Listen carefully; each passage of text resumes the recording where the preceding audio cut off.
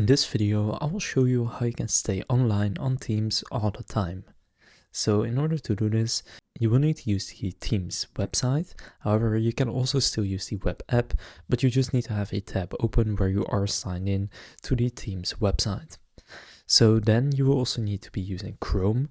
So if you are using Chrome, what you want to go and do is just search for auto refresh plus Chrome. And this is a Chrome extension that you can get. So you can go Chrome Web Store. You can see it has really good reviews. Basically what it will do is it will automatically refresh the page. Now from here, what you want to go and do is just click on add to Chrome and then click add extension. And the reason that this works is because on Microsoft Teams, if you don't do anything for a little while, then it will automatically go and set you to inactive or offline. And then if you refresh the page, then it will set you back to online or available. So therefore you want to get one of these refresh tools. And if you are actually available, but you're just doing some work on paper, for example, then usually this will be allowed. But you may want to check that with your company. But what you can do is set a time interval right here. So for example, for 30 seconds, which means that every 30 seconds it will then refresh.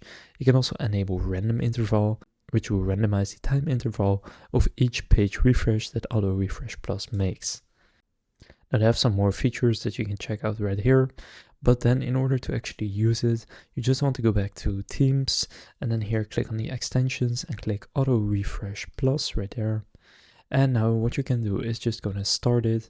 You can also change the interval. For this example, just going to change it to 5 seconds and then click on start and then click allow.